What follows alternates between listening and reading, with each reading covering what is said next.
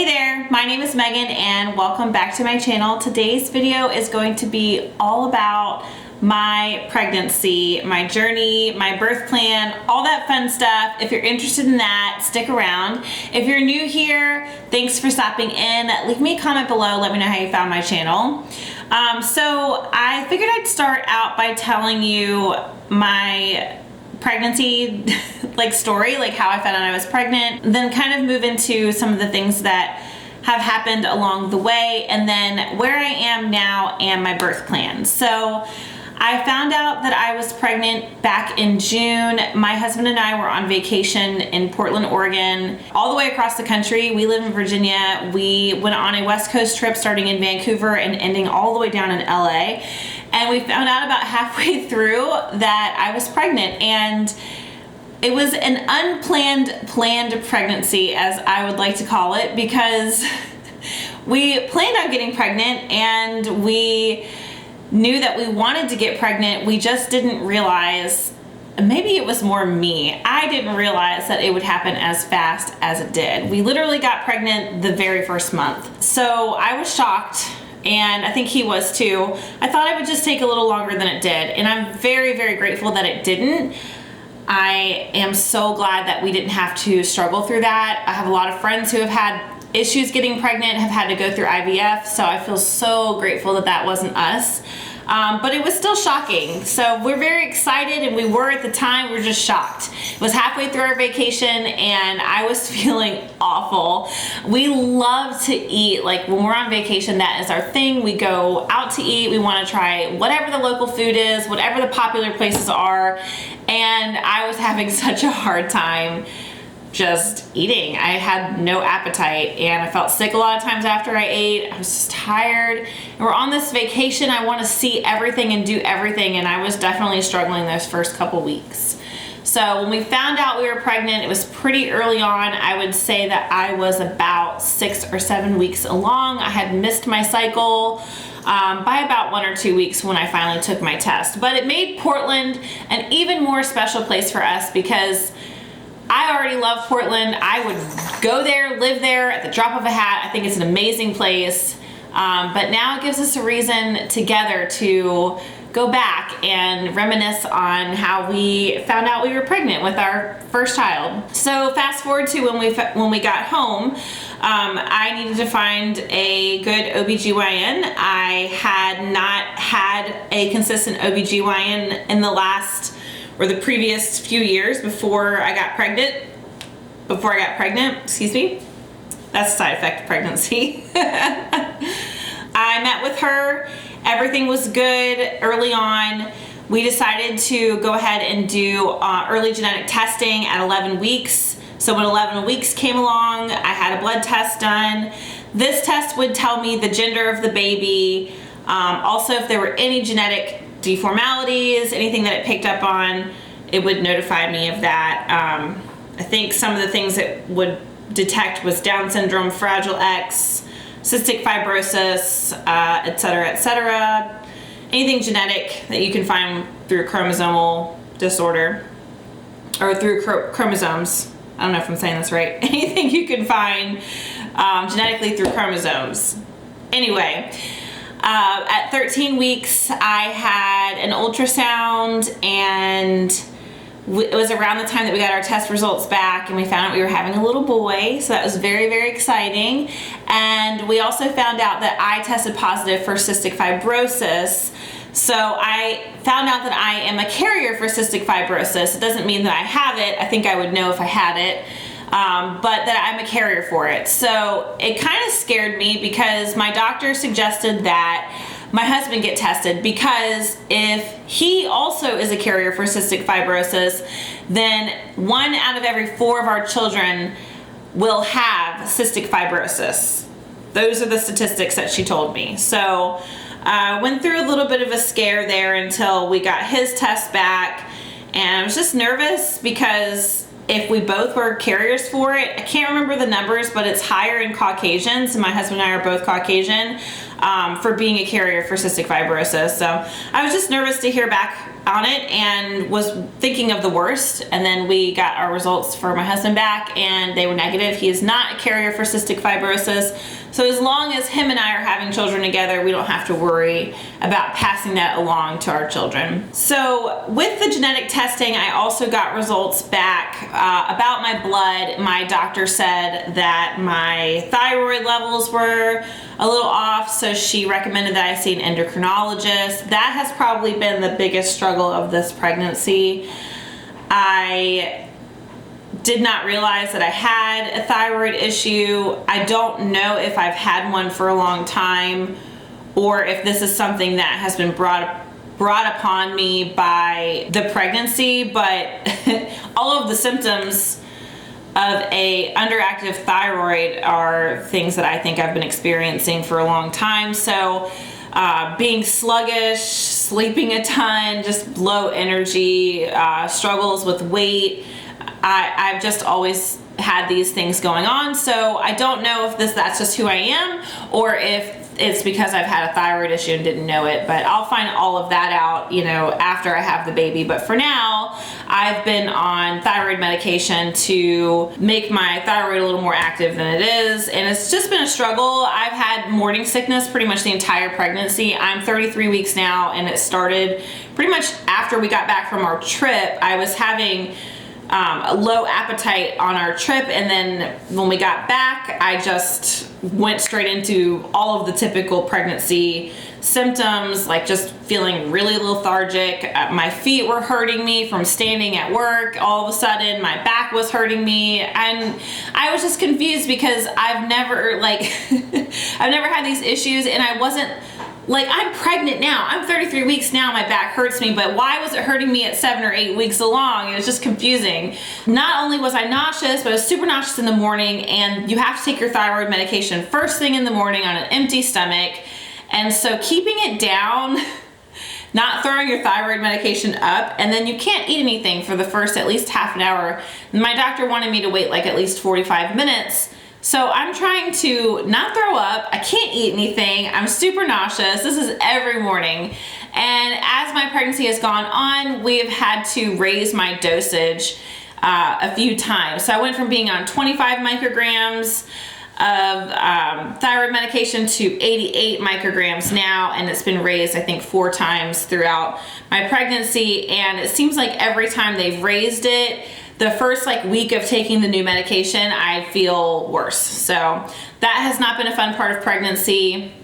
On top of all of the symptoms that I had and still have. I had a little period in my second trimester between 21 or 22 weeks and maybe 28 or 29 weeks where I was feeling pretty good, high energy and less nausea, and just was kind of getting things done. I was doing stuff around the house, and then now it's he's in my rib, I can't breathe, I'm tired, I just want to lay down on my side.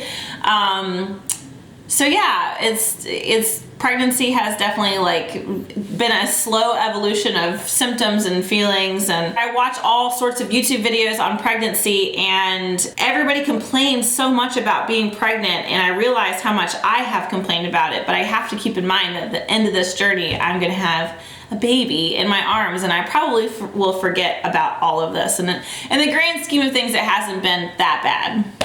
So then I found out at 28 weeks that I have gestational diabetes. I failed my 1-hour glucose test, and I thought it was because I ate that morning because of my thyroid medication. If I don't eat after that window passes of 20 to 45 minutes, then I definitely usually throw up. So my doctor said to eat a meal with low carbs, and I did. I had 1 piece of toast and just some chicken sausage and eggs and spinach, and I failed my 1-hour glucose, and I thought for sure that was why. It was because I had breakfast.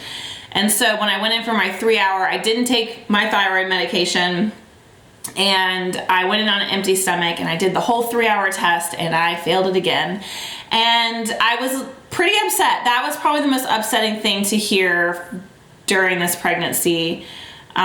Maybe even more so than the cystic fibrosis, just because I felt like I have been failing.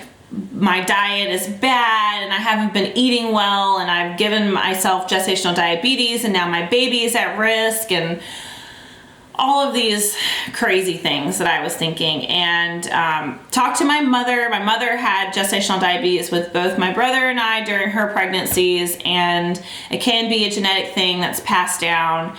I just am sick of sticking my fingers because you have to take your glucose several times a day, and you have to stick your fingers, and your fingers get really sore.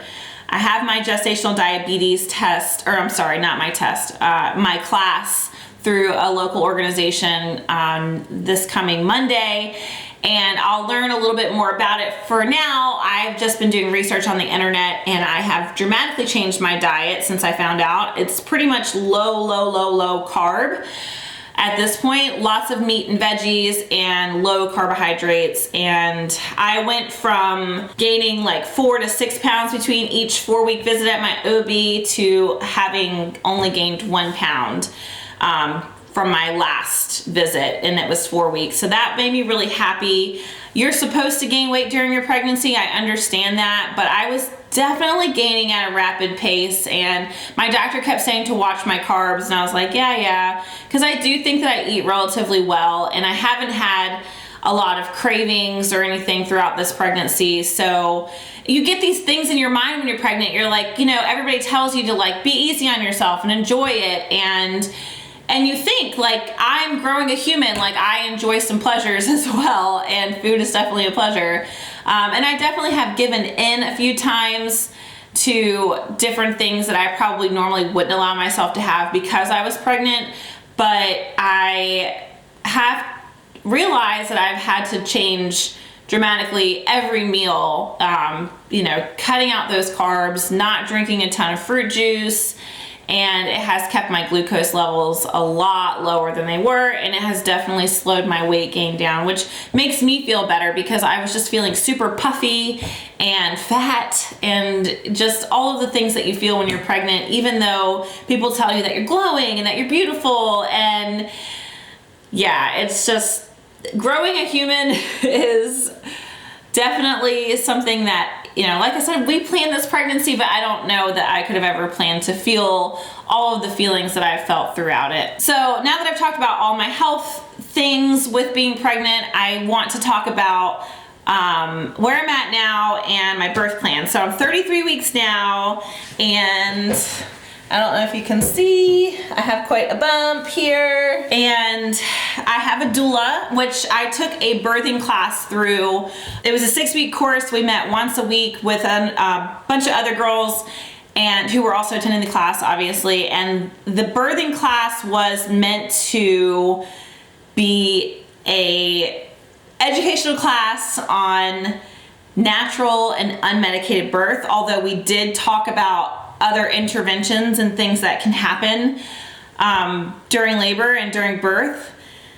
I highly suggest it if you are pregnant, taking a birthing class. Even if you don't plan to have an unmedicated birth, even if you plan to have an epidural or you know you have to have a C-section, knowing all of these things that I didn't know before I took this class has made me feel more comfortable being pregnant, more comfortable giving birth. I think it's better to know than not to know, than to go into it blindly and be told that you need an intervention that maybe you don't need or that you don't want. And just to know, just to be educated on these things, I think is very important. So I have a doula. I love her. I'm very excited to have her by my side. My birth plan, if you can't already tell by what I was just talking about, is to have an unmedicated natural vaginal birth. It is my plan. It is my hope. I have had many conversations with friends and acquaintances about this, and I get a lot of, you know, you don't know until, you know, it happens and you just wait, and lots of kind of mixed negative feedback. And I think what I really want to hear from these people is you can do it. you can totally do it, because I've had my doubts. Can I have an unmedicated birth? Can I get through labor and pushing this baby out without an epidural? So many women opt for epidurals these days, and I don't want an epidural. I've had back issues my whole life, and I've seen a chiropractor. I have struggled to get my back to a place that it is. I've been in many accidents, and I don't want anything in my spine. Like, hands down, bottom line, I don't want anything in my spine. And I understand that it is pain relief, and that I have never given birth, and I might get to a place where I'm like, I don't care. But that's not my plan. So if it happens, it happens. But my plan is to go through this unmedicated. I am woman, hear me roar. I can do it. And everybody that has told me that I can do it, I really appreciate it, because I need the encouragement. And my doula is going to be there to help encourage me, keep me educated, and remind me of some of the positions that I can get into for comfort and for moving labor along.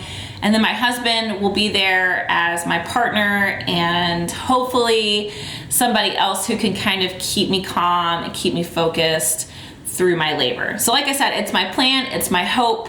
I have no idea what's going to happen. Everybody's pregnancy, everybody's labor is totally different, and I don't expect mine to be perfect. I hope it is, but I am trying to be prepared for anything that can happen. I do a lot of the positionings that they've taught us and talked about. One of the websites that they refer to a lot is Spinning Babies, so I've looked all of that up, and at night I get on all fours. I do the mad cat and cow positions. If you don't know what those are, you can Google them. That really helps at night when he's like really high up in my rib, because his butt is over there right now, and at night, for some reason, I don't know if it's because it's like the end of the night, I've been eating, my belly is full, but he gets so high up in there and I'm so uncomfortable. I cannot sit, like laying hurts. And so I'll do the mad cat and cow positions, and it really helps to, like, I don't know, like give him room and get him out of my ribs. So that's been like my go-to thing. So I don't have my bag packed for the hospital yet. That's the next thing I really need to do, besides his nursery, which is not done. We recently replaced our floors in our house, and his nursery is on the 3rd floor where we were replacing the floors, and I have been using his room as a storage room. So that is on my list of things to do within the next 2 weeks. I'm 33 weeks now, so I'd really like to have the nursery done by 35 weeks. I've been scaring myself by watching videos on YouTube about women who have had babies at 36 and 37 weeks. And I'm like, what if that's me? So I want to have my bag packed by like 35 weeks as well, in case for any reason that he comes early. I don't want him to come early. I also don't want to be pregnant for like 41 or 40, close to 42 weeks, but anything can happen, and I'm just trying to be as prepared as possible. So I hope you guys enjoyed this video about my pregnancy and pregnancy journey. Leave me a comment if you have any questions. I hope that if you are pregnant, that you're having an easy and enjoyable pregnancy, and I will see you guys next time. Bye.